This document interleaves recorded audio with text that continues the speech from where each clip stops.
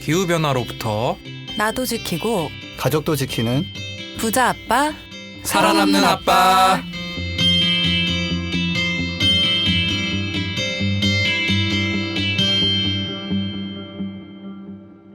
안녕하세요. 팟캐스트 부자 아빠 살아남는 아빠입니다. 기후변화로 급변하는 경제산업 구조 속에서 우리들의 가족도 지키고 재산도 지킬 수 있는 방법을 지금부터 알려드립니다. 네, 안녕하세요. 슬기로운 집콕 생활 중인 김나연입니다. 네, 안녕하세요. 자체 2.8단계 실시 중인 김주석입니다. 태양광과 전기차로 겨울을 나고 있습니다. 이렇게 추운데 무슨 기후변화냐? 이런 기사를 또 다시 한번 곱씹고 있는 차윤탁입니다. 지금 코로나 상황이 심각하죠, 그죠? 저희 동네 코로나 상황 속에서 배전반인가를 교체한다고 해서 한번 정전이 난 적이 있어요. 그럴 때 좀 이렇게 태양광 곧바로 꽂으면 좀 전기가 좀 괜찮을 텐데 그런 생각 들고, 기술적으로 잘 모르겠지만 쨍쨍한 낮이면은 괜찮을 수 있는데 안 그러면은 사실은 도움이 안 될 거예요, 아마. 지금 또 코로나 상황으로 많은 분들 힘들 텐데 힘내셨으면 좋겠고, 또 날씨가 많이 추워졌죠. 지금 한파죠, 그죠? 네. 또 이제 한참 이런 기사 나올 때 됐거든요. 이제 이렇게 추운데 뭐가 기후 변화냐. 그래서 제가 좀 정리를 좀 해왔는데, 우선 날씨랑 기후는 다른 개념이다. 그죠? 그렇고 보면 겨울에 추울 때는 이제 한파의 원인이 이제 북극인데, 이제 북극이 따뜻해지면은 북극의 차가운 공기를 가둘 수 있는 제트 기류 힘이 약해지면서 차가운 공기가 밑으로 내려오니까 추워지는 거고, 그럼 겨울인데 왜 이렇게 따뜻하냐? 그럴 때는 이제 시베리아 기온이 높아지면서 거기 고기압이 발달을 못하고 태평양 바다가 따뜻해지면서 뭐 그렇게 된다. 하여튼 제가 잘 몰라요. 이거 잘 모르는데. 그러니까 지금 말하는데 지금 다 표현하고 있어 지금. 그러니까 결론은 이제 기후의 변동성이 큰 게 안 좋다는 거죠. 그죠? 겨울은 맞아요. 겨울답고 그래야 되는데 막 이렇게 날씨가 예측 가능하지 않으면 좀 많은 문제가 생기는 겁니다. 그죠? 네, 이거 뭐 요즘은 근데 춥다고 뭐 지구온난화 아니다 이런 얘기는 안 나오는 것 같은데, 아무튼 요 자세한 내용은 기상청 하고 지구온난화 뭐 이렇게 치면은 잘 나오니까 보시고, 임탁쌤 설명은 뭐 뭔가 중요한 단어는 다 들어갔으나 이 딱딱 맞아떨어지지는 않은 것 같으니까 뭐 이렇게 어떤 참고만 하십시오 그냥. 예. 제가 이렇게 지구과학을 좋아하진 않았어요. 아무튼 그러니까. 참고하시고. 네. 그 다음에 이제 댓글과 후원 소개. 요즘 좀 댓글이 좀 뜸한데 저희가 좀 더 열심히 하겠습니다. 네. 룽탱님이 이런 댓글이 결국 달리고 말았군요. 다른 코너들도 좋지만 전 역시 이 세 분 조합이 제일 좋네로 달아주셨는데, 이제 각자 좀 다른 코너도 조금씩 하고 있죠. 이제 새로운 코너를 테스트하고 있는데, 네네. 저는 그린뉴딜 핫라인 하고 있잖아요. 녹음이 너무 쉽지가 않아요. 왜 쉽지가 않으신가요? 말씀하시려는 분들이 많아가지고 경쟁이 치열하구나. 방송 시간도 부족하고 이 분량 맞추기도 힘들고, 제가 봤을 때는 그린뉴딜 핫라인 정도는 한 3시간 정도 해야 되지 않나 생각을 하는 그런, 쉽지 않습니다. 근데 내용은 이제 저희가 좀 충실하게 이제 많이 준비를 해오시고 있고, 또 다른 코너 좀 어떻습니까? 김나연 선생님. 저는 이제 지석쌤이랑 이제 COC 팀이랑 같이 지금 기후시민백과 하고 있는데, 지석쌤 어떠세요? COC 팀이 뭐죠? 우선 COC 팀? 시민 참여 팀이죠. 네, 그런 그 팀이랑 같이 하고 있다 이 말씀이죠. 예. 네네. 저는 이제 거기서 뭐 해야 될지 잘 모르겠어가지고 주간 전기차 막 들고 오고 그냥 아직 정체성을 못 잡으신. 조용히 듣다가 이제 한두 마디 하고, 한두 마디가 서너 마디가 되고 10마디가 되고 20마디가 돼가지고 어느 순간 나 혼자 떠들고 있기도 하고 뭐. 네. 근데 뭐 그래도 어쨌거나 항상 할 말은 있는데 약간 여전히 좀 어색하죠. 푸파살바는 거의 우리 60번 정도 녹음하지 않았어요? 그쵸. 그렇죠. 아무래도 네. 녹음 횟수가 거의 뭐 10배 정도 차이가 나니까. 우선은 저희가 지금 이 코너에서 다른 코너를 약간 가십을 털었는데, 이분들이 듣는지 안 듣는지 한번 봅시다. 안 들어. 이분들이 안 보고 나는 안 우리가 했거든. 항의하지 않은지 한번 보고. 지피지기 초대석은 여기 한스피디님이랑 출연을 하고 네. 있으니까 이야기하지 않도록 하겠습니다. 네, 좋습니다. 또 허지우님이 또 댓글 자주 달아주시는데 너무 감사하고요. 한번 김나연 선생님이 한번 소개해 주세요. 네. 오늘은 멸종위기라는 말에 여운이 남네요. 저는 개인적으로 멸종에 저항함과 동시에 어느 정도는 받아들이려고 노력하는 이중성이 있는 것 같습니다. 전함만큼 중요한 것이 절약이라는 것도 다시 한번 새겨봤어요. 인간의 욕망으로 인해 지금과 같이 편리한 세상이 왔지만 그 욕망으로 인해 우리는 멸종위기에 처해 있네요. 라고 댓글 남겨주셨는데요. 사실은 좀 이렇게도 해석이 되는 것 같아요. 기후위기에 대응을 해야 된다라는 생각을 가지고 있지만 어느 정도는 지금 기후위기 안에 살고 있다는 것도 인정을 해야 된다라는 생각인데, 뭔가 그런 생각이랑 좀 비슷한 맥락이지 않나 하는 생각이 들거든요. 이게 또 이 욕망 얘기를 해주셨는데 참 어느 정도 욕망은 또 절제해 주는 게 중요하거든요. 막 왜 막 죽어라 뭐 아끼고 이런 것보다도 옳은 방향으로 욕망을 표출하거나 이런 건 좋은데 저희가 또 이미 이제 정답이 나왔지 않습니까? 화석연료 이런 것이 이산화탄소 많이 배출하고 이런 게 나왔고 또 대안도 있으니까 네. 조금만 노력을 하고 보면 됩니다. 옳은 방향으로 욕망을 표출하면 우리도 재생 가능했는데 너무 깔고 싶어 이런 욕망 이렇게 표출을 하면은 또 좋은 세상이 올 수 있을 거라 생각이 들고요. 네. 근데 제가 이제 외부에서 가끔 저를 좀 높게 평가하는 분이 가끔 있는데 그 중에 이제 그런 분들이 무슨 얘기하냐면 환경하는 사람 치고 약간 그런 인간의 욕망에 대한 걸 어느 정도 인정한다라는 얘기를 하면서 막 이렇게 막 되게 띄워주는 분이 한 분 있어요. 그러면서 연락은 잘 지석쌤의 안 해. 명언이 있잖아요. 에어컨 더우면 그렇죠. 켜야 더우면 된다. 에어컨을 켜라. 그러니까 욕망은 억제를 할 필요가 있지만 사실 이 욕망이라는 게 뇌 구조상에 박혀 있는 거거든요, 이게. 그렇죠. 왜냐면 편안하고 싶고 뭐 따뜻하게 입고 싶고 시원하게 입고 싶고 이런 거라서 네. 이거를 이렇게 계속 절제해가지고 하는 거는 불가능해요. 사실 그거는 거의 뭐 정말 도가 터야 되고 그래서 맞아 사실- 무소유 같은 그런 거 쉽지가 않잖아요. 그렇죠. 예, 근데 이제 최근에 무소유인자 같던데 풀소유였던 분도 있어가지고 논란이 됐잖아요. 그래서 그렇죠. 쉽지 않아요 그만큼. 예. 네, 그리고 아무튼 욕망 억제 매일매일 몇 시간 하기 어렵고요. 그래서 오늘 적절한 댓글인 게 오늘 할 얘기가 욕망을 억제하지 않고도 온실가스 배출 제로를 갈 수 있는 방법에 대한 보고서를 다룹니다. 그래서 예, 그렇고 제가 하나 좀 고백하자면 텔레비전이 고장 나가지고 그래서 바꾸려고 보니까 그 LCD TV는 화질이 좀 떨어지는데 전기는 반 쓰고 OLED TV는 화질이 너무 좋은데 전기를 LCD보다 2배를 쓰는 거예요. 네. 되게 고민하다가 결국 OLED TV 샀어요, 제가. 화질이 너무 차이가 수리하실 나. 수도 있으셨을 텐데. 알아봤어요. 네. 풀스토리 나온다 이제. 자, 그래서 네. 나는 네. 수리를 하려고 네. 제가 원래 있던 거는 OLED인데 그 풀 HD 네. 해상도가 떨어지기 때문에 전기 별로 안 네. 써요. 화소수대로 전기 쓰거든요, 이게. 네.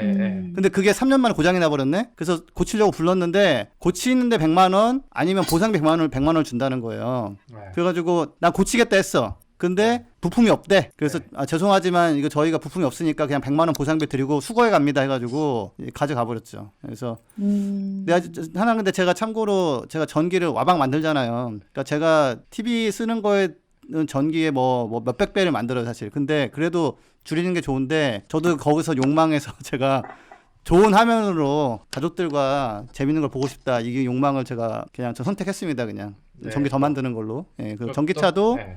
배터리가 좀 더 작은 걸 타면은 더 제가 좋은 걸 알지만 결국은 배터리 좀 더 큰 걸 선택했고 그래서 뭐랄까 우리는 한 이 정도 선 정도 할 수 있는 것 그게 아마 평균적인 내지는 평균 약간 이상의 실천의 한계 같은 거라서 그거 우리 감안을 하고 뭘 하지 않으면 계속 이제 마음만 안 좋고 되는 건 없다. 굉장히 길게 말씀을 잘 해주셨는데 또 악마의 편집이 좀 기대됩니다. 이제 뭐. 예. 그건 뭐 알아서.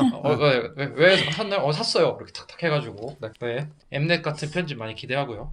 지금 어쨌든 말씀 많이 해주셨는데 그러니까 너무 이제 개인이 아껴야 된다는 죄책감보다는 좀 욕망을 건강하게 재생 가능 에너지로 발산하는 그런 사회가 그렇죠, 오길 그렇죠. 기대합니다. 네. 또 애플 팟캐스트에 댓글 달아주는데 또 나연쌤 한번 소개를 해주세요. 네. 네, LJEDOI님께서 댓글 남겨주셨는데요. 평소 기후위기와 환경 문제의 심각성을 막연하게 느끼고 있었어요. 이 주제를 경제의 관점에서 매우 실제적인 문제로 다룬 콘텐츠 덕분에 내 일상의 영역에서 변화가 필요한 구체적인 행동들을 고민해보게 됩니다. 부모가 된 이후로는 우리 아이들이 살아갈 세계에 대한 경험이 우리 세대의 것에도 못 미치겠다는 두려움과 미안한 마음이 들더라고요. 라고 댓글 남겨주셨습니다. 또 좀 요즘 코로나 때문에 그 많은 그 부모님들도 힘들고 아이들도 힘들고 참 그런 것 같아요, 그죠? 네. 네. 사실 코로나도 이제 환경과 정말 밀접한 관계가 있는 거잖아요, 그죠? 기후 변화는 앞으로 더 영향을 미칠 텐데. 네. 예, 근데 여기서 한 가지는 이제 뭐랄까 가장 큰 딜레마가 저는 그거였어요. 아니 돈벌이가 좀 되는 일자리는 이산화탄소를 많이 나오는 것들이 많아서 제 현대차 다니다 그만둔 이유도 도저히 나는 여기서 월급 받는 것 좀 마음에 안 든다 해가지고 나온 건데 근데 이제 앞으로는 근데 다행히 사실은 가족을 위해서 일을 해야 되는데 뭐 일하다 보면 CO2 나오고 이런 게 지금 현재 우리 사는 세상이고 근데 앞으로는 CO2를 줄이는 일이 그나마 좀 돈이 되는 일자리가 되는 세상으로 좀 바뀌려고 하고 있거든요. 그래서 그런 좀 딜레마 내지는 내가 하는 일이 이게 아이들의 뭐 미래를 더 망치는 뭐 이런 것들을 좀 벗어날 수 있는 길이 열려 있고 오늘 마침 또 그런 얘기를 하는 네. 보고서를 소개를 한다라는 것도 말씀드립니다. 너무 기대가 됩니다. 그럼 우리 전하는 말씀 듣고 이제 저희가 또 중요한 보고서를 하나 입수했죠. 그 보고서와 또 전기차 코너 한번 얘기해 보도록 하겠습니다. 안녕하세요. 오늘만 쇼호스트 똑이에요. 오늘 소개할 제품은 바로 크릴 오일입니다. 요즘 사람에겐 필요 없는 크릴 오일 찾으시는 분들 많으시죠? 남극의 펭귄과 고래의 주식인 크릴, 먹지 말고 양보하세요. 크릴 보호와 함께 전 세계 바다의 30%를 보존하기 위해 지금 바로 인터넷 검색창에 그린피스 해양 보호를 검색해 보세요.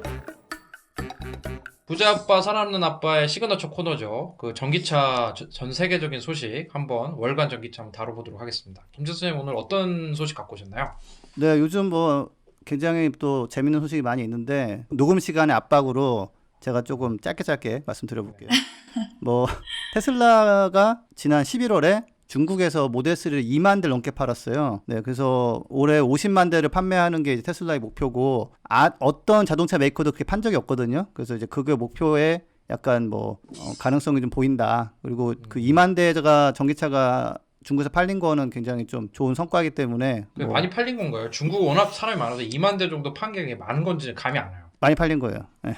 그리고 10월 달에 13,000대였는데 11월 달에 21,000대가 팔렸거든요. 네, 그래서 뭐랄까 그 증가량도 그렇고 속도가 뭐, 좀 빠르네요.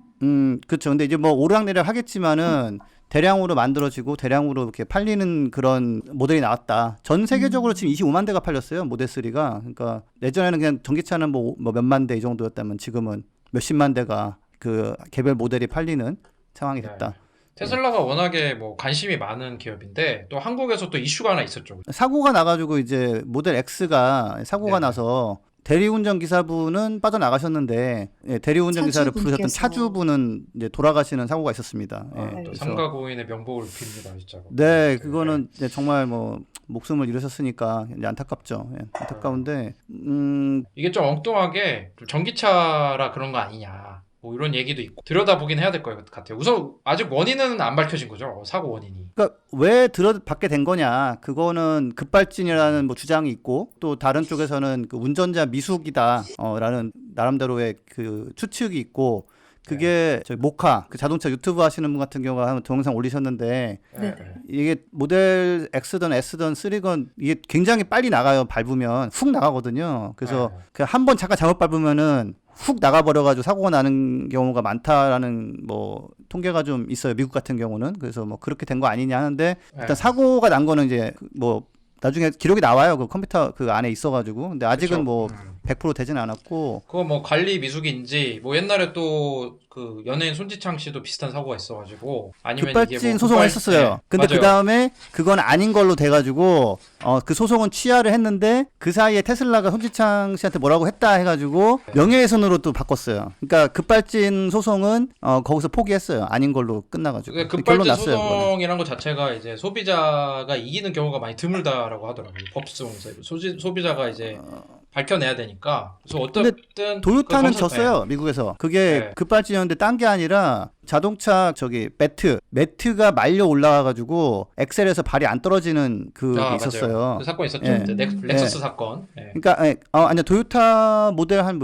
열 몇 개? 뭐 이렇게 예, 그게 된 맞는데 거였는데. 아주 큰 사건이 렉서스가 하나 있었어요. 아, 있었어요? 렉서스 오케이, 오케이. 가족이 렉서스를 타고 200 몇십 킬로에서 못 멈추고 그 결국 죽음을 맞이하는 그 녹음이 공개가 되면서 여론이 들끓었죠. 근데 그게 이제 알고 봤더니 이제 브레이크를 밟는 그 부분에 매트가 꼈다. 매트 꼈다. 그쵸. 그래가지고 그래서 매트를 이제 만드는 회사에서 다 이제 리콜을 하고 그런 일이 있었는데 어쨌든 이런 거는 이제 좀 결과가 드러나야 될 것 같고 그 다음에 이제 구출이 어려웠던 점에 대해서는 약간 이게 전기차만 그런 게 아니라 이제 우리 옛날에도 일본 같은 데 가면은 택시 문을 자동 열어주잖아요. 열지 말라고, 손으로 열지 말라고 하고 자동으로 열어주고 자동으로 열리는 것들이 좀 있죠. 다 전자동화 되는 거죠. 이제 이런 게 때문에 좀 구조하는 게 좀 어려웠다. 그러다 보니까 이제 불이 더 붙고 그리고 더 타고 막 이러는 걸로 봐야 되는데 좀 전기차가 좀 위축이 될까봐 좀 걱정이 됩니다. 사실은 전기차라서 그런 건 아닌데, 그죠? 그러니까 그 한 가지는 불이 안 나는 차는 세상에 없어요. 모델 X 같은 경우 사고 나고서 이제 그 배터리가 천천히 이렇게 불이 나지만 또 이렇게 잘 안 꺼지거든요. 그래서 뭐 그러니까 불이 났기 때문에 안 탄다 뭐 이런 식으로 되는 거는 뭐 좀 이렇게 뭐랄까 이성적이지 않은 뭐 좀 그런 게 있고 그렇다. 예. 그리고 문에 대해서는 저는 한 가지는 아니 대리운전기사분은 빠져나가셨거든요. 사고 난 다음에. 그러니까 한쪽 문은 열렸다는 거예요. 그래서 아니 그럼 그쪽으로 같이 나가시면 되는데 왜 그렇게 된 걸까? 근데 뭐 발이 끼었다는 얘기도 있었고 뭐 근데 자세한 건 잘 모릅니다. 뭐 근데 사고가 심각한 상태니까 뭐 본인이 움직이실 수가 없는 상황이겠죠. 예, 뭐 발이 그래서 끼었다는 얘기도 그분을 있고. 뭐 원망할 수는 없는 거죠. 그분의 상태 어떨지 모르니까. 근데 이제 네. 하나 제가 저도 이제 테슬라 모델 3 타잖아요. 그러니까 저도 식구들 데리고 다니는데 내 차에서 좀 시겁하더라고요. 그래서 좀 알아보니까 이제 한 가지 지금 문제가 앞자리 같은 경우는 전기가 끊겨도 문 열게 하는 그 레버가 있어요. 네. 근데 뒷자리 같은 경우는 모델 3는 없더라고요. 없고 그다음에 모델 Y나 X는 이런 것들은 무슨 케이블 당기면 되는데 되게 안 보여요, 잘. 그래서 지금 뭐 테슬라 오너들 사이에서는 그런 공부하고 있어요, 지금. 자, 뒷자리에서 요 케이블이 여기 있는데 잘 안 보이니까 빼내놓자 이런 식으로. 그래서 그런 그렇게까지 부분은- 하고 타야 됩니까? 네, 좀 그건 아닌 것 같은데. 왜냐면 이게 안전과 직결된 문제인데 그런 건 좀 제조사에서 좀 사용자 그러니까 프렌들리하게, 그거를 예. 좀 개선이 되면 더 좋죠. 그러니까 예. 좀 더 잘 보이게 설치해놓고 이렇게. 예, 그래서 뭐 근데 하여튼 뭐 이것 때문에 전기차를 뭐 안 사겠다, 못 하겠다 하는 분들은 이제 문제는 전기차로 안 바꾸면은 이제 세상이 불타버리니까 이런 문제가 있구나, 저런 사례가 있구나 정도만 생각하시고 뭐 그렇다고 제가 뭐 강제할 수는 없잖아요. 뭐 그래서 제가 볼 때는 뭐 테슬라의 경쟁사들이 요거를 채취해가지고 좀 이런 안전 문제 개선된 전기차 모델을 좀 낼 수도 있을 것 같아요. 그런 게 이제 소비자들한테 약간 전기차를 꼭 사고 싶으신 분들은 이게 구매 조건 중 하나가 될 수 있겠죠. 혹시나 사고가 났을 때 이제 잘 나올 수 있는 차가 무엇이냐, 뭐 그런 게 볼 수도 있을 것 같고, 그리고 테슬라도 좀 개선을 해야 되는 부분이 있어 보이네요.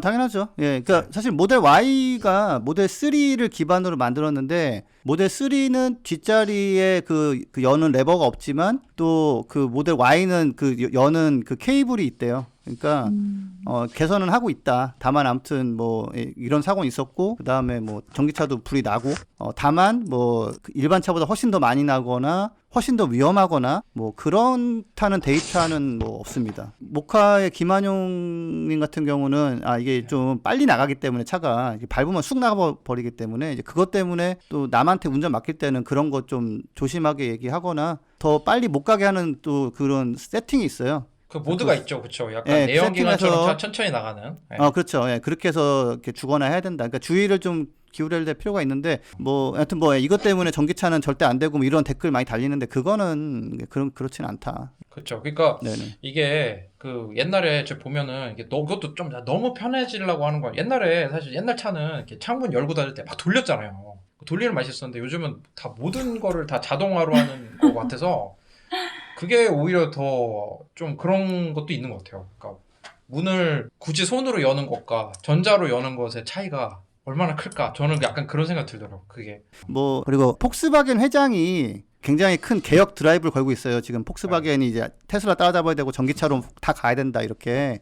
네. 근데 이 사람이 이제 2015년도에 BMW에 있다가 이제 폭스바겐으로 넘어온 사람인데 근데 내부에서 반발이 심하니까 이사회에다가 재신임을 요청했어요. 내가 이거 지금 제대로 하고 있는데 안에서 말이 많다. 이거 내가 하는 게 맞다고 좀 인정 좀 해줘. 이렇게 해가지고 며칠째 회의를 하더니 오늘 결론이 났대요. 이사회에서 그 잘하고 있다.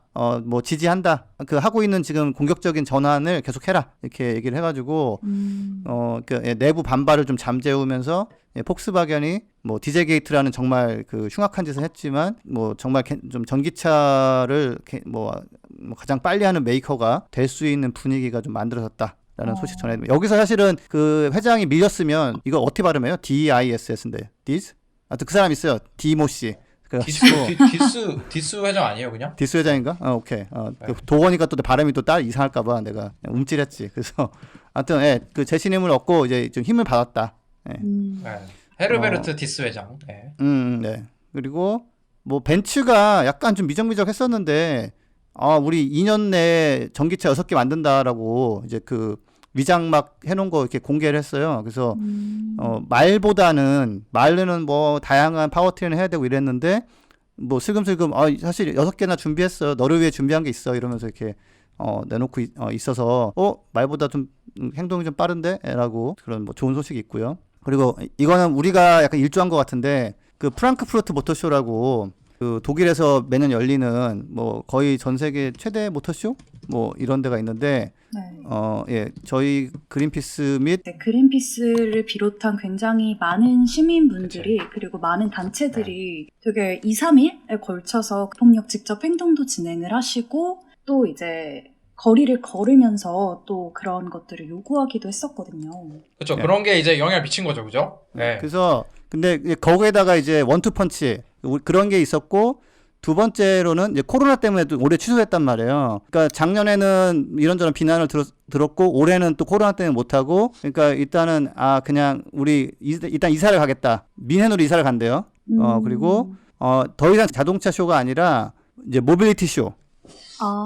네, 그래서 전기 자전거, 뭐 전기 오토바이, 뭐 전기 스쿠터, 그다음에 뭐 전기로 가는 뭐 드론 택시가 나올 수도 있고 그런 식으로 자동차를 완전 배제하진 않지만 그런 다양한 모빌리티 이동수단 그렇죠. 보여준다는 거죠. 네, 그러니까 거의 어떻게 보면 한 세대가 좀 다음 챕터로 넘어가는 그런 느낌이 좀 있더라고요. 네. 그래서 미넨으로 이사 간 이유는 잘 모르겠어요. 거기가 뭐 그린피스 후원자들 별로 없나? 아무튼 그렇고 프랑크푸르트 시에서 이렇게 아이코닉한 행사를 그러니까 미넨에 떼준다는 것이 참 그쵸. 그것도 네. 좀 더, 약간 네. 또 자세한 배경이 좀 궁금하더라고요. 미넨은 네. 뭐 좀 뭔가 뭐 우호 세력이 있나? 자동차 산업이 더 있나? 뭐 울산 정도 되나? 미넨 뭐 이런. BMW가 미넨 아니에요? 아무튼. 그런가? 맞아요. 네. 아무튼. 오케이. 예, 그래서 네, 어쨌든 프랑크푸르트 모터쇼는 이제 없다. 한 다음에 진짜요? 이제 독일 뮌헨 모빌리티 쇼. 그린피스의 비폭력 직접 행동이 영향이 컸을 것이다.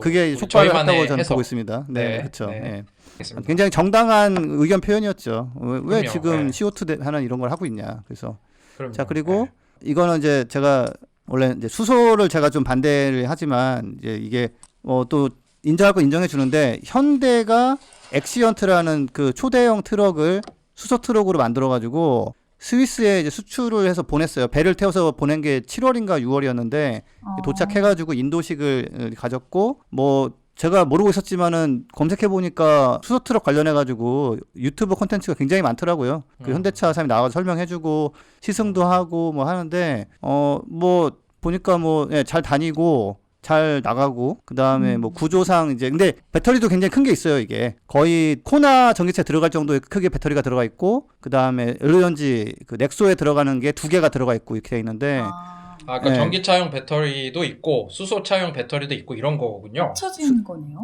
LNG 넥소 2대와 코나 1대를 뜯어가지고 그걸 갖다가 때려 박았다고 보면 대충 맞아요. 예. 그래서 근데 그 뭐 사실은 근데 이제 아직은 수소가 과연 맞는가 대형 트럭에 아직은 결론은 딱 나지는 않았어요. 이게 영국 정부도 그렇고 좀 더 지켜봐야겠다. 배터리가 될 수도 있다 하는데 일단은 뭐 수소차 만들어가지고 보냈고 제가 이 얘기 왜 하냐면 또 우리가 그때 경고했던 좀 쎄한 느낌이 있고 이러이런 이유로 조금 불안하다. 니콜라가 주가가 폭락했더라고요. 근데 니콜라 얘기 가기 전에 처음 오늘 들어보시는 분들에서 김 선생님이 수소를 반대하는 이유 또 오해하실 수 있을 것 같아가지고 좀 설명해 주시면 좋을 것 같아요. 예. 그 수소는 지금 폭스바겐도 그렇고 그냥 연구를 해본 결과 배터리가 충분히 좋아지고 싸졌기 때문에 그냥 일반적인 승용차나 SUV 정도는 전기차로 가는 게 훨씬 더 비용 효율적이고 CO2도 덜 나온다라는 결론이 사실 나서 지금 지석쌤께서 그렇게 말씀해 주시는 것 중에 지금 현재 상황에서 가장 큰 것 중에 하나는 또 수소가 어떤 수소냐의 문제도 있잖아요. 그렇죠. 수소를 어떻게 만듭니까? 네, 우리나라에서는 천연가스를 개질하는데 고온 고압에서 거기서 CO2가 폴폴폴 나오고 그 다음에 그걸 가지고 충전하고 다니는 거기 때문에 전체 과정을 보면은 CO2가 거의 하이브리드 수준으로 나오거든요. 그러니까 이제 뭐 수소차가 깨끗한 것 같지만 결국엔 화석연료를 태워가지고 하는 거다. 태우진 않고 개질을 해, 개질. 이거 태우는 개질이 거랑 뭐예요? 조금 다른. 개질 좀 약간 좀 단어가 세한데 개질 아무튼 개질 맞아.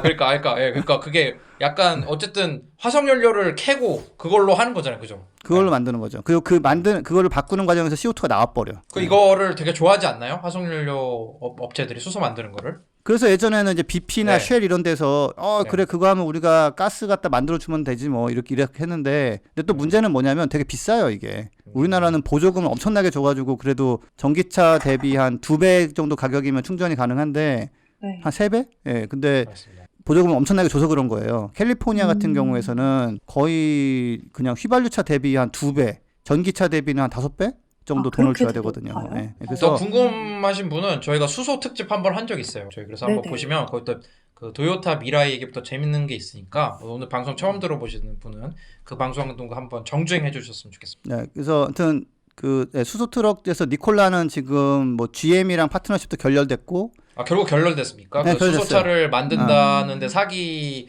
논란에 휩싸였던 그 니콜라가 네, 굉장히 미미한 뭐 MOU 정도만 했는데 뭐냐면은 GM이 만든 연료전지 니들이 필요하면 우리가 줄게. 뭐 그 정도로 끝났어요. 원래는 뭐 배저 수소 트럭을 만들어 주네 막 서로 이랬었는데 그때는 좀 그렇듯했는데 결론 난 거는 그래 니들이 필요하면 연료전지 좀 팔아줄게.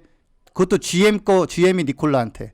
원래 니콜라가 우리가 가지고 있는 연료전지 기술이 최고고 막 이랬는데 이제 웃기는 거죠. 빈 껍데기라는 게 약간 좀 이렇게 드러나서 하여튼 뭐 주가도 반영이 돼가지고 한때 80 몇 달러였는데 지금 17달러? 예, 지금 그리고 결국 반전이 없네요. GM과도 결별하는 거 보면. 네. 그렇죠. 예. 네. 여기서 뭐가 또 뭐 될지 안 될지는 뭐 그건 뭐 가봐야 알겠지만 지금 많은 사람들이 의심했던 것들이 다 좀 실제로 드러나가지고 그다음에 마지막으로는 도요타가 약간 좀 뻥카일 것 같은 느낌이 좀 드는데 그 솔리드 스테이트 배터리라고 화재 위험성도 훨씬 적고 그다음에 뭐 에너지 밀도 높아가지고 무겁지 않은데도 멀리 갈 수 있고 하는 배터리를 2025년 내놓는다고 하다가 갑자기 또 내년에 내놓겠다 했는데 내년에는 하여튼 뭐 약간 한두 대 내놓고 앞으로 어떻게 될까 이제 뭐 이렇게 보여줄 것 같은데 또 이걸 또 들으신 분들 중에서 역시 솔리드 스테이트야 그걸로 가야지 리튬은 뭐 위험해라고 생각하신다면은 그거는 또 조금 꼭 그렇진 않다. 근데 대신 도요타가 뭐 내년에 좀 마음이 급해졌는지 뭐 내놓는다고는 합니다. 뭐 구경이나 한번 해보죠. 뭐 어떻게 나오나. 또 이게 전고체 배터리라는 거죠? 맞아요. 또 전고체 이게 배터리. 또 이제 현대 회장님과 삼성의 이제 부회장님이 만나갖고 하겠다라고 할 게 이게 아니었나? LG 회장님이었나요? 예, 이게 문제가 그 기술적인 여러 가지 문제를 100% 극복이 안 돼서 양산이 지금 안 되고 리튬도 굉장히 많이 필요하고 그래서 이게 조금 그러니까 배터리가 비싸고 조금 안정성에서 떨어질 때는 그래도 한번 확 좋아지는 거네 했는데 지금은 뭐야 요즘 나온 리튬 배터리랑 별로 차이가 안 나는데 가지고 뭐 조금 사람들 시들해요. 근데 어쨌거나 도요타는 이걸 가야지 우리가 전기차 가겠다 하면서 지금 안 하고 있기 때문에 진짜 나오는지 한번 구경을 한번 해봐야죠. 일본의 스가 총리가 우리 그 대한민국의 문재인 대통령님보다 한 며칠 앞서서 이제 탄소 넷제로 간다라고 일본도 발표를 했기 때문에 네네. 도요타도 어깨가 무거울 수밖에 없을 것 같아요. 또 일본의 대표 그쵸. 기업이잖아요. 그죠? 네. 전환을 안 할 수가 없는 입장이겠죠. 또 미라이 같은 게 나올지 더 괜찮은 게 나올지 기대가 됩니다. 오늘 또 전기차 소식은 네, 여기까지. 또 여기까지인가요? 네, 오늘 실한 소식 아주 실한 소식 감사합니다. 너무 길었어 또. 아니야. 네, 그럼 우리 전하는 말씀 듣고 이제 본격적으로 저희가 입수한 보고서 소식 한번 뜯어보도록 하겠습니다. 그린피스 유니버스는 애플 팟캐스트, 구글 팟캐스트, 팟빵, 파티, 앵커, 스포티파이 등을 통해서 들으실 수 있습니다. 방송에 대한 의견이나 참여를 원하시는 분들은 gkr@greenpeace.org로 메일을 보내주시면 저희가 정기적으로 확인하도록 하겠습니다. 네, 저희가 오늘 또 보고서를 하나 들고 왔는데 또 보고서 편을 또 좋아하시는 분들이 있잖아요. 또 오늘 깊게 한번 내용을 들여다보고 싶은데 네. 2019년 12월이죠. 유럽 집행위원회죠. 그러니까 유럽 집행위원회가 저는 있는지 잘 몰랐는데 이게 EU 회원국의 이익을 대변하는 기구고 또 이제 그 위원장님이 우르줄라 폰데어 라이엔이라고 저희 다른 방송의 저스틴 쌤께서 그렇게 준비를 하셨는데 단 한 번 입도 못 댄 그 방송 분량 부족으로 방송 분량이 항상 넘쳐나가지고 그 여성 리더십 갖고 계신 그분이죠. 그래서 이분이 위원장인데 EU 공동체라는 게 약간 저희가 생각하는 것보다 훨씬 더 좀 힘이 센가 봐요. 그 지석쌤이 또 이제 EU 연합에서 나가겠다라고 선언한 그 국가 관련해서 일을 하신 적 있잖아요. 그죠? 저도 10년 제가 일했죠. 용태사관에서. 예. 이게 뭐 친목 모임 이상인 거죠? 저 EU 집행위원회 이런 거는. 원래 처음에는 석탄하고 뭐 이런 거 공유하자 이런 거가 있었고, 그다음에 또 우리 또 싸울 것 같으니까 우리 좀 차라리 아예 식구가 되자 뭐 약간 그런 것도 좀 있었다고 그러고 그 약간 점점 범위를 넓혀가지고 이제는 같은 화폐를 쓰는 그런 조합이 그 뭐랄까 연합체가 됐죠. 예. 그렇죠. EU끼리는 유로라는 같은 화폐를 쓰고 영국 그다음에 빼고. 이제 영국도 지금 협상을 하고 있는 것 같더라고요. EU를 결국 어떻게 나갔고. 나갈지. 네. 네. 네. 그리고 이제 생겐 조약이라고 해서 국경을 자유롭게 넘나들고. 그러니까 예를 들어 뭐 독일 사람이 이제 은퇴는 스페인에 가서 즐길 수 있고 막 그런 거잖아요. 그죠? 그래서 EU라는 이 공동체를 유지하기 위해 있는 이 기구가 2050년까지 클라이밋 뉴트럴, 그러니까 이게 제가 좀 번역이 이상한 것 같은데 기후 중립인 것 같은 탄소 중립을 하겠다는 거죠. 그죠? 예, 그렇죠. 그 같은 얘기예요. 예, 기후 그래서 중립지대를 예. 만들겠다, 뭐 넷제로를 하겠다. 예, 그래서 그런 플랜을 내놨습니다. 이제 그런 플랜을 내놨으니까 이제 산업계도 준비를 해야 될 거 아니에요. 2050년까지. 그럼 이제 산업계가 이런 걸 또 다 알지는 못하지 않겠습니까? 또 이제 김지호 선생님 같은 사람을 고용할 수도 있고. 근데 이제 그런 상황에서 이제 세계적인 경영 컨설팅 회사죠. 이 세계적인 3대 경영 컨설팅 회사 맥킨지에서 이렇게 대비를 하면 좋아라고 약간 뭐라고 해야 되죠? 길을 알려줬다고 해야 네, 되나? 길을 알려줬죠. 그러니까 약간 모범 답안지 같은 걸 내놨는데, 물론 여기서 좀 더 자세히 알고 싶으면 우리한테 컨설팅 피를 좀 내야 될 거야. 이제 당연하죠. 이런 건데, 음. 이제 뭐 어쨌든 그러니까 맥킨지는 이제 세계 3대 경영 컨설팅 업체인데, 요거 컨설팅이 괜찮을 거다라고 본 거예요. 제가 봤을 때는. 그렇죠. 이득이 날 수 있다라고 본 거고, 그래서 이런 보고서를 이제 넷제로 유럽이라는 보고서를 냈습니다. 참고로 말씀드리면 이제 부자 아빠 살아남는 아빠는 이제 맥킨지로부터 뒷광고나 이런 거 받은 거 전혀 없고요. 이제 저희가 이제 입수를 했는데 내용이 좀 괜찮은 것 같아요. 그래서 네, 그 약간 네. 제가 추가 설명 드리자면은 제가 이제 사실 붓바살바가 지금 올해 마지막 지금 에피소드잖아요, 이게. 네. 네. 그러니까 되게 이 보고서가 요 마지막 에피소드에 좀 어울리는 게, 사실 붓바살바 처음 시작할 때는 넷제로 얘기하는 사람 별로 없었고 뭐 기후 위기도 이제 막 얘기 나오는 정도였고 제일 이제 문제가 메인스트림이라고 할 수 있는 뭐 3대 컨설팅 회사라든지 뭐 정부라든지 이런 데서 이걸 제대로 안 다루니까, 맞아요. 예, 그 상태에서는 뭐 몇천 명이 열심히 뭐 한다고 해서 좀 안 되거든요. 안타깝지만. 그래서 근데 이제 작년 한 말부터 맥킨지가 자꾸 보고서를 내놓더라고요. 그 네. 패션 산업 어떻게 해야 되는지, 그다음에 뭐 부동산 쪽 어떻게 되는지 이런 식으로. 근데 되게 내용이 꽤 실한 그런 보고서를 연속으로 내놓더라고요. 이게 거의 제가 다 세보진 않았지만 한 10몇 번째 보고서 정도 돼요, 이게.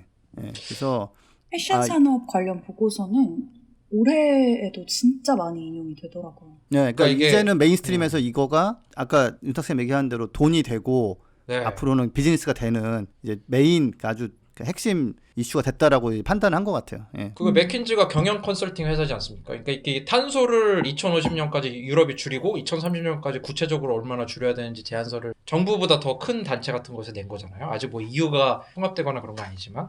그러니까 이게 기업 입장에서도 경영면으로서 이 탄소 중립을 고민을 안 하면 안 되는 시점이 온 거라고 봐야겠죠. 근데 그렇죠. 이행을 해야죠, 이제는. 이제 고민하는 그러니까요. 시대는 조금 끝나가고 이제 이행을 하는 방법을 찾아야 되는 것 같고. 그러니까 제가 예를 네. 들면 이런 상황이 올 수 있을 것 같아요. 그래서 유럽의 큰 기업의 CEO인데 이런 거를 비용적인 측면으로 생각을 안 했던 거야. 그러다가 이거를 비용으로 반영을 해.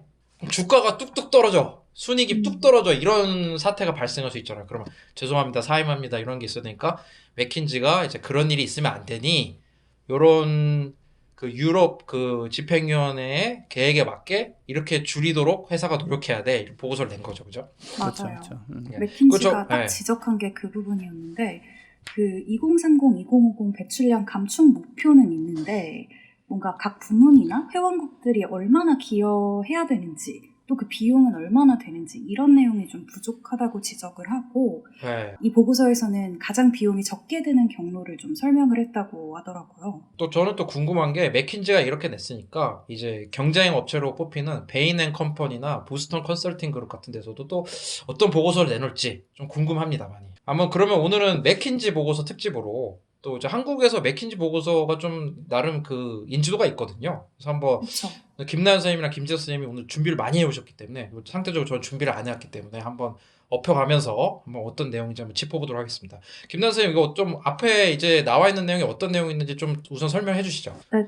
이제 보고서 맨 앞쪽에 키 메시지라고 해가지고 한 10개 정도 메시지가 있는데 네. 다 설명드리지는 않고 좀 몇 가지 짚어보면 좋을 것 같은 내용들을 가지고 왔어요. 네. 일단 이 온실가스 감축이라는 게 당연히 일부 부문에서는 사업 비용이 상승할 수 있다라고 여기서도 이제 인정을 했고, 다만 이제 다른 부문에서 분명히 비용이 감소하는 게 있어서 그 정도가 맞춰질 거다 이렇게 보고 있더라고요. 그리고 좀 재밌었던 게 이런 비용들이 이제 오르고 내리고 하는 것들이 이제 소비자에게 좀 적용이 되면 소득이 적은 가구 그리고 소득이 중간 정도인 가구 같은 경우에는 그 생활비가 좀 감소할 거고, 그리고 조금 높은 가구 같은 경우에는 약간 오를 거다 이렇게 보더라고요. 그러니까 이게 저 좀 김지수 선생님한테 좀 추가 설명을 듣고 싶은 게, 우리가 뭐 재생 가능 에너지로 가면 뭐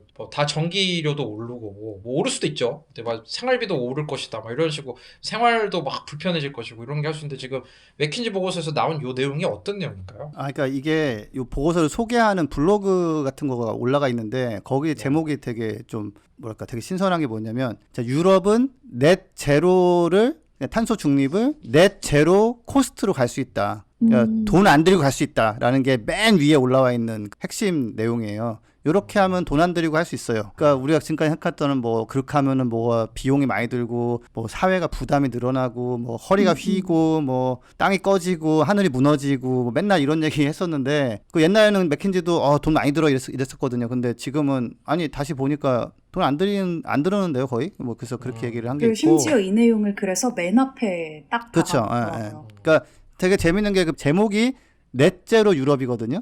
그러니까 네. 넷제로는 두 가지 의미를 저는 봤다고 봐요. 그러니까 배출량도 넷제로, 비용도 넷제로. 이렇게. 그러니까 이산화탄소 배출도 0이고 비용도 별로 안 들 수 있다. 비용도 거죠. 네트로 보면 이제 제로다 이렇게 네. 돼 있고, 그리고 또 우리 제가 이제 요약 하나 하자면은 그 11 빼기 6은 5가 또 핵심 내용 중 하나예요.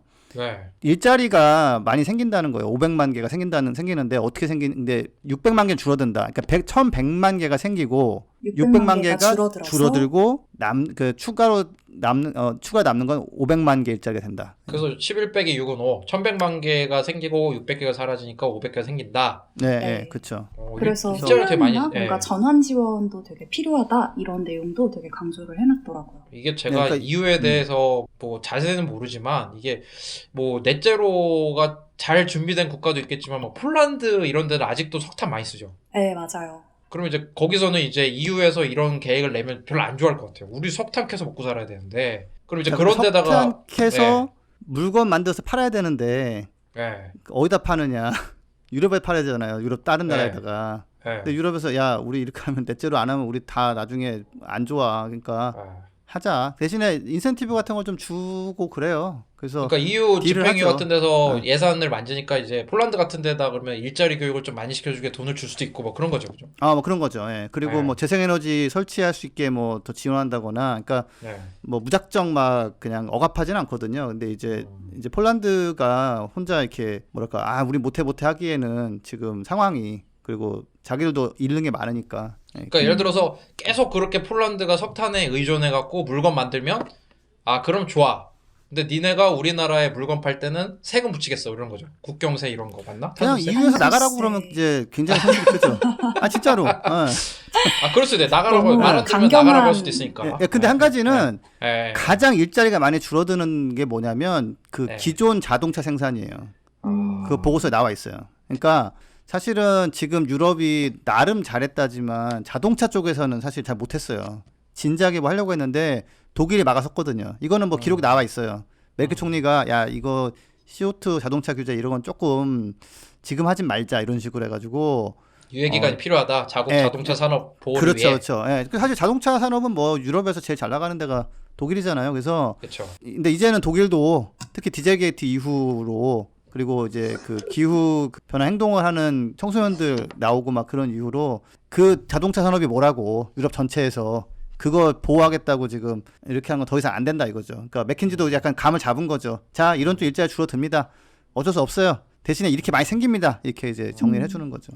이제 산업이나 뭐 유예기간 얘기가 나와가지고 또 다음에 재밌게 봤던 게 뭐였냐면 맥킨지가 이제 부문별로 예측을 했어요. 부문별로 뭐가 먼저 넷제로에 도달할 수 있는지를 좀 분석을 했더라고요. 네. 첫 번째로 넷제로가 가장 빠르게 이루어질 수 있는 곳은 전력 부문으로 봤는데 아 그래요? 네, 우리도 이미 알고 있지만 풍력이나 태양광 기술이 굉장히 좀 발전한 상황이잖아요. 굉장히 네. 싸졌어요. 그래서- 그리고. 네. 그래서 이 전력 부문 같은 경우에는 2040년, 그러니까 20년 후 안에는 넷제로가 가능할 거다 이렇게 좀 보고 있고 의외는 아까 저는 이게 좀 저희가- 오래 걸릴 줄 알았는데 의외로 이게 제일 네. 빠르다는 거죠. 그게 네, 우리나라에서 네. 이거 안 된다고 난리치는 사람들이 많아서 그런데 네.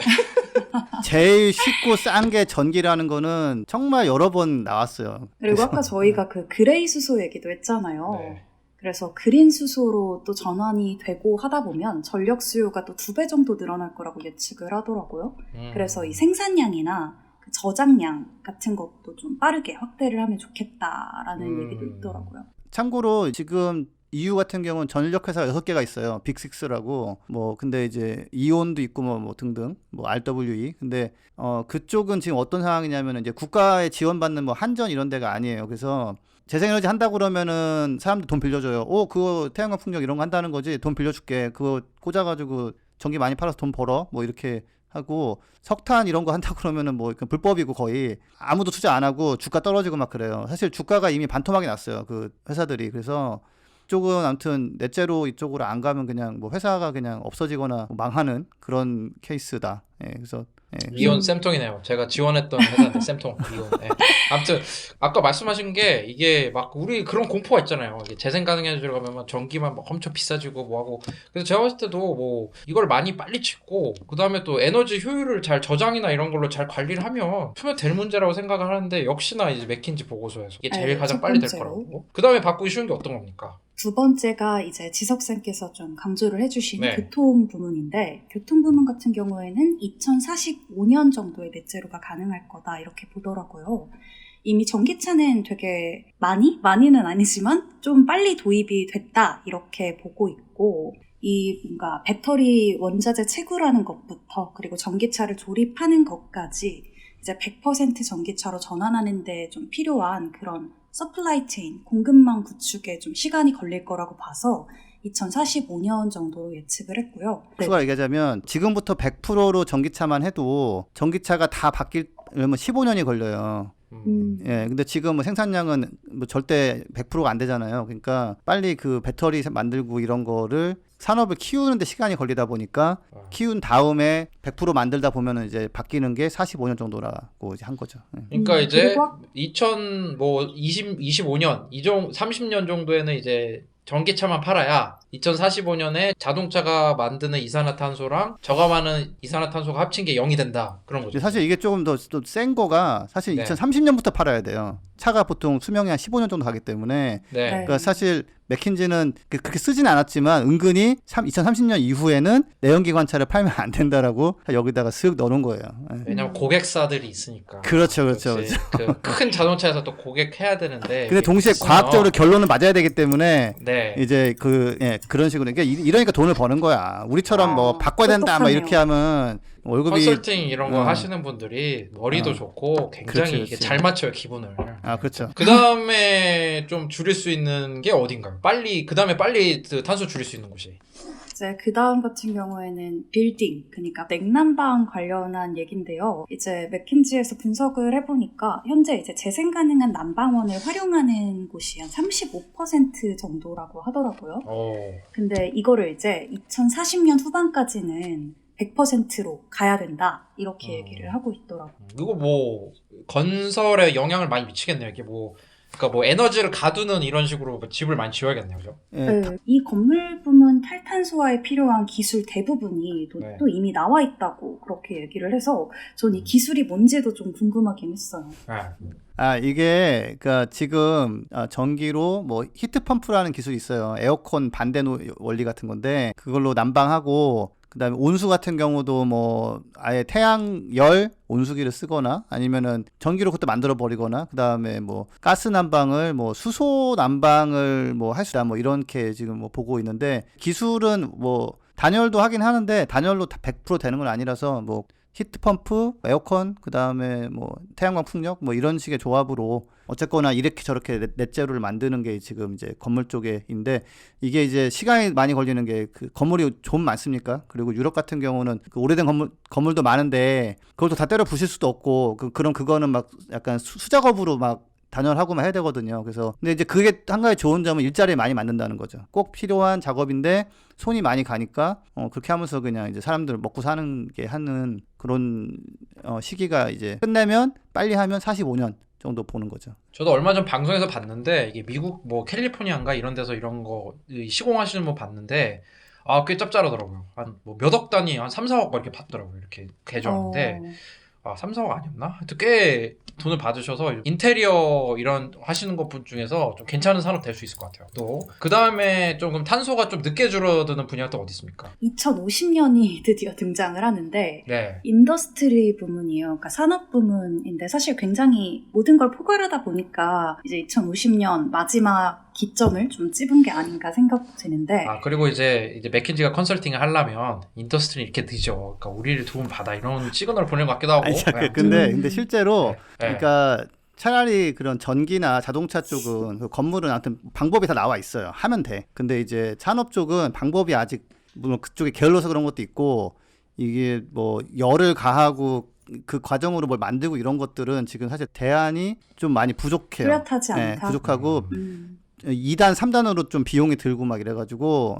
지금 산업은 야 니가 제일 비싸니까 니가 제일 돈이 많이 들고 아직 솔루션이 없으니까 제일 늦게 가는 거가 맞겠다. 근데 이거는 맥킨지뿐만 아니라 영국의 국가자문기관인 기후변화위원회도 같은 결론이 나오더라고요. 니들이 제일 어렵긴 하고 제일 비용이 많이 들고 그래서 사실 지원도 많이 해서 지금부터 빨리 해야 된다 이런 결론이었는데 맥킨지도 똑같은 결론이 나온 거예요. 그 다음으로는 어떤 분야가 있을까요? 이제 마지막이었는데 농업 부문인데요. 이 농업 부문에 있어서는 진짜 좀 소비자의 변화? 이런 이야기도 좀 많이 나오더라고요. 그러니까 소비 변화가 뭐 소고기 먹던 거 포기 못하니까. 그쵸. 소비 변화가 좀 대규모로 일어나야 이게 가능하다. 소비량 감축이 반드시 동반돼야 한다. 그리고 좀 재밌는 얘기가 있는데 지석쌤 의견이 좀 궁금했어요. 이 맥킨지 보고서에서 그 CCS, 그러니까 탄소 포집 및 저장 기술이죠.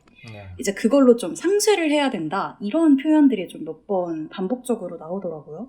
맥킨지 보고서에서. 네. 산업도 줄이기가 어렵지만 더 줄이기 어려운 게 농업이에요. 네. 이게 뭐가 있어. 그러니까 산업은 철 같은 경우는 지금 수소를 써서 만드는 방법이 있대요. 그거는 뭐 사실 해보면 될 것 같은 거라서 하면 되는데 아니 농작물을 이거를 그렇다고 여기가 무슨 뭐 이익이 막 50% 60% 나는 것도 아니고 광활한 토지에 뭐 심고 뭐 이런 하는 거를 이게 산업보다 더 어려운 부분인데 그런 건 있어요. 작물을 재배하고 남은 그런 무슨 볏짚이나 이런 것들을 그냥 땅에 묻던지 아니면 살짝 태워가지고 땅에 뿌리던지 그러면은 그게 또 탄소 화합물 같은 게 이제 땅으로 들어가는 거기 때문에 그게 이제 이산화탄소 흡수 역할을 한다. 뭐 그런 얘기가 있는데 문제는 최근에 그거를 실제로 해보니까 비용이 굉장히 많이 들어가지고 농촌에서 싸게 할 수 있을 때 했더니 그게 아니네? 뭐 이래가지고 지금 생각보다 이거 안 되는데 이런 얘기 있는데 뭐 또 다른 거는 이제 지금 우리나라 같은 경우 이제 땅이 이제 좀 아주 넓진 않지만 그렇다고 태양광 풍력 할 데가 없는 거 절대 아니에요. 제발 그건 오해하지 마시고. 근데 유럽 같은 경우는 사실은 좀 애매한 목초지 이런 거 막 있고 제가 영국 출장 갔을 때도 보니까 농장을 샀다길래 거기 같이 일하는 사람이 뭐 얼마야 그랬더니 2억 그러더라고요. 되게 넓은 목장인데 그래서 그런 것도 좀 있어요. 그래서 그런 데를 그냥 양 키울 게 아니라 거기다가 나무 심어가지고 사실 가로수 낙엽이 떨어지면 걔가 땅에 쌓이면 그게 사실 탄소 저장이거든요. 그것도. 그렇죠. 네. 근데 우리나라는 그걸 열심히 모아가지고 트럭에 싣고 가버리잖아요. 가서 태울 거야 또 그걸 또. 그러니까 사실은 가로수가 이제 탄소 포집이 아니라 이제 탄소 배출이 또 돼버리죠. 그 트럭으로. 그러니까 원래 그런 나뭇잎이 쌓여서 이제 오랜 시간이 지나면 석탄 되는 거 아니에요? 맞아요. 그렇죠. 역시 그 대학 나온 사람 달라. 그래서 지구가 별로 좋아하진 않지만 좋아하지 않지만 잘하는 거 이게 프로의 모습이지. 자 그래서 감사합니다. 그래서 그런 거 하자라는 거예요 한마디로. 그 마지막 남은 못 줄인 탄소를 잡아주는 거는 현재로서는 무슨 기계 이런 얘기도 나오지만 실질적으로는 사실은 이게 나무나 숲을 가꾸는 게 또 그거는 또 플러스 알파 효과가 있는 게 이제 그런 동식물의 서식처가 되니까 그래서 그거가 지금 유럽에서의 농촌의 역할로 지금 보고 있습니다. 예. 또 소비량 감축이 동반돼요. 이거 좀 더 자세히 얘기해 주세요. 이 농업 쪽은 왜 소비 변화를 얘기하냐면 그 방법이 별로 없어요. 줄일 수 있는 방법이.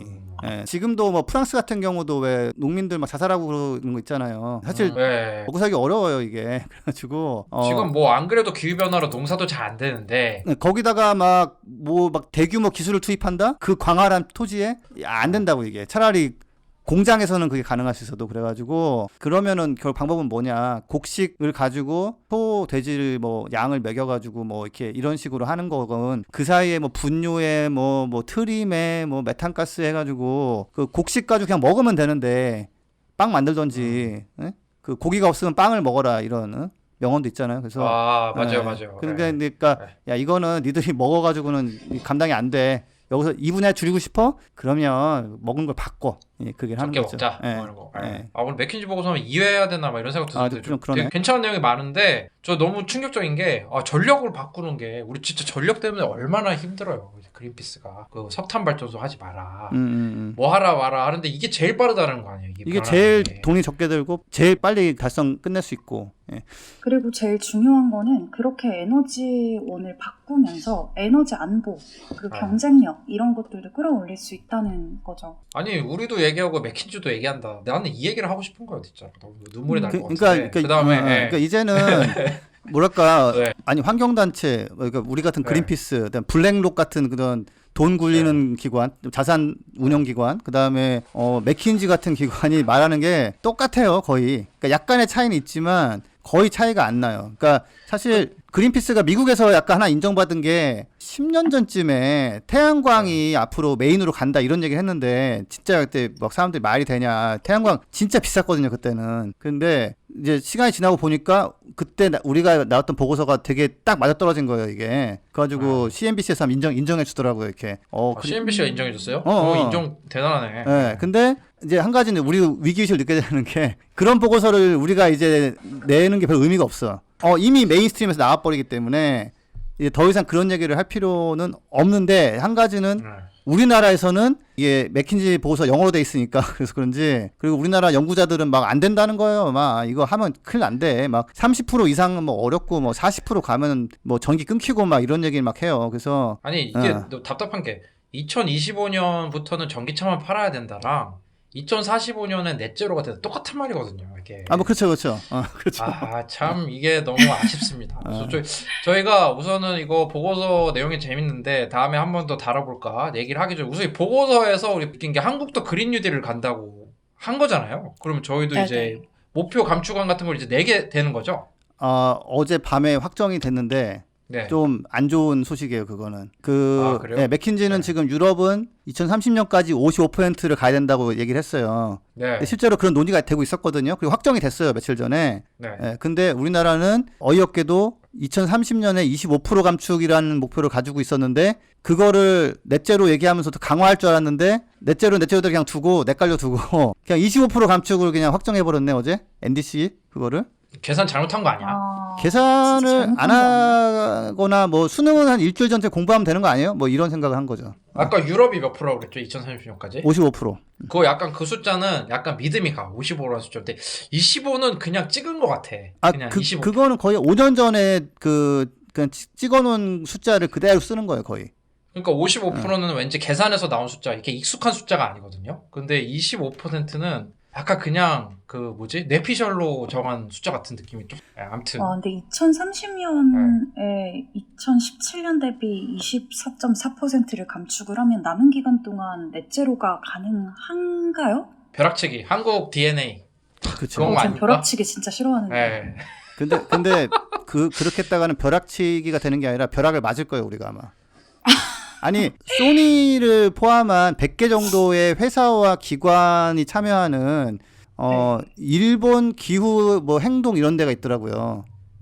재팬 클라이밋 이니시티브라는 데가 있는데 거기가 최근에 정부한테 정식으로 항의를 했어요.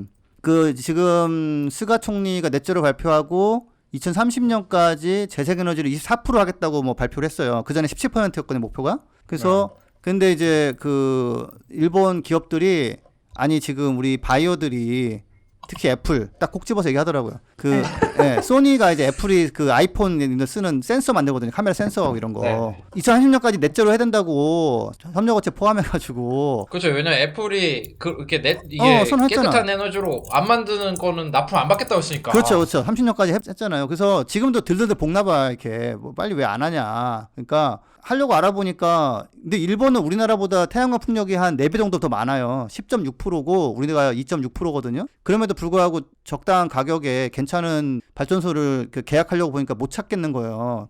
그리고 만들려고 해보니까 또 이런저런 이유로 못 만든다는 거예요. 정식으로 가가지고 아니 지금 우리 공장을 지금 여기서 돌리고 싶은데 지금처럼 해가지고 우리 여기서 못한다. 뭐 센서 찍으면 뭐하냐. 애플이 못 사겠다고 하는데 그러니까 빨리 높여라. 40%로. 2030년까지 40%는 돼야 되고 이런저런 규제 좀 없애라. 이거 재생에너지 안 하면 우리 공장 못 돌린다라고 소니가 보도자료도 내고 그 일본 기후행동이 그 일본 장관 찾아가가지고 무슨 개혁부 장관이 있대요. 그래서 가가지고 재생에너지 보급 안 해주면 우리 공장 못 돌린다고 그랬단 말이에요. 그러니까 우리는 근데 야 너무 힘들지 뭐 천천히 갈게 뭐 나중에 벼락치기 하면 되지 뭐 우리 일은 아니니까 뭐 이런 생각하는 것 같은데 벼락 맞아요. 그러면 바이어들한테. 어쩌려고. 제가 이 보고서가 제가 봤을 때 괜찮은 것 같아요. 좀 보고서를 좀 다뤄볼 수도 있을 것 같고 저희가 다음 방송 하기 전에 또 이제 경쟁 컨설팅 업체에서 또 낼 수도 있을 것 같거든요. 보고서. 뭐 그럴 수도 한번 있죠. 봐가지고 다음에 또 보고서 특집을 한 번 더 하도록 하고 우선은 전하는 말씀 듣고 이제 마지막으로 마무리할 수 있도록 하겠습니다.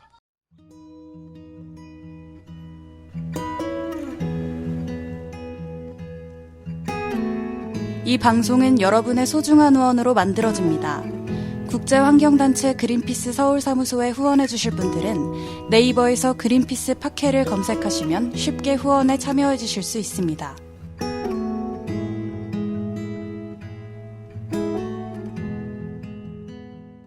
네, 아까 뭐 저희가 맥킨지 보고서 시작했지만 결국에는 이제 그 정부의 NDC 그 목표에 굉장히 실망을 하는 그런 큰 마무리가 됐는데 좀 그런 생각이 들어요. 2030년까지 50몇 % 줄인 게 아니라 20몇 % 줄이다가 이제 막 국제사회에서 압박이 들어올 거 아니에요. 2030년에서 2050년 미친 듯이 탄소를 줄여야 될 텐데 약간 이제 옛날 우리 조상님들 보릿고개처럼 탄소 고개 넘는 그런 세월이 오는 게 아닐까 좀 걱정이 듭니다. 지더쌤 오늘 방송 어떠셨습니까?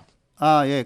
맥킨지 보고서는 또 한 번 더 다룰 수 있는 시간이 있을 것 같긴 하지만 이게 핵심은 그겁니다. 메인스트림이 이거 돈도 안 들고 꼭 해야 되니 빨리 합시다라고 이게 나왔으니까 우리가 해야 되는데 지금 아직 그렇게 안 하고 있으니까 우리가 더 열심히 해야죠 뭐 제 얘기. 그러니까 이제 기후 변화 대응은 소니가 공장을 뭐 옮겨야 되는 고민하고 정부한테 뭐 항의하고 그런 상황까지 왔다. 그러니 뭐 비용이 비싸서 못 하고 우리가 뭐 넷제로 같은 거를 뭐 탄소를 적게 줄여야 뭐 경제가 살고 이런 그런 구시대 논리는 이제 잊어버리시라. 특히나 이제 바이든 대통령 이제 취임하면 미국이 또 팔걷어붙여 나올 거기 때문에 그런 거에 우리는 붓바살바 식구분들은 잘 준비하셔가지고 또 사회 변화와 개인의 그런 뭐 영달에 도움이 되시는 수 있겠습니다.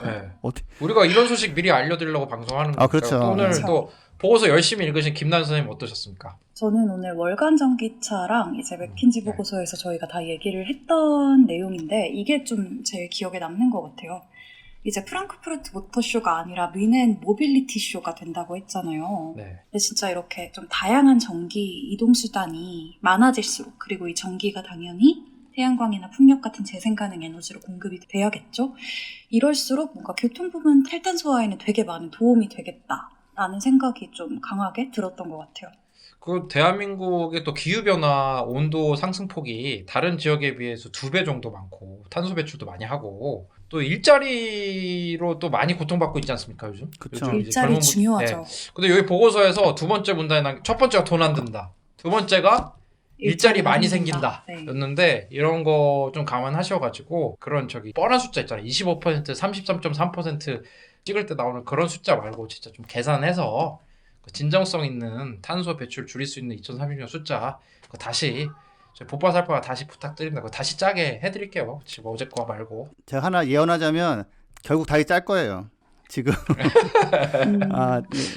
네. 가만히 있지 않는다 국제사회에서. 그리고 그렇죠. 나중에는 국제사표 우리가 네. 2030년 55% 줄인다고 유럽이 그러는데 유럽에서 우리나라한테 너는 몇 프로 줄이니? 하는데 25%라고 하면 좀 그렇잖아요. 그리고 더 무서운 거는 네. 이제 바이어들이 애플이 지금 소니 갈구고 있는 것 같은데 삼성이나 하이닉스도 무사하지 않다. 자, 그래서 아무튼 네. 좀 뭔가 변화가 있을 겁니다. 일단은 근데 좀 실망스럽지만 변화는 있을 거다. 네, 그리고 또 2020년 붓바설바 마지막 녹음인데요. 지난 1년간 그린피스 유니버스를 많이 사랑해주신 청취자분들께 다시 한번 감사의 말씀드리고 싶고요.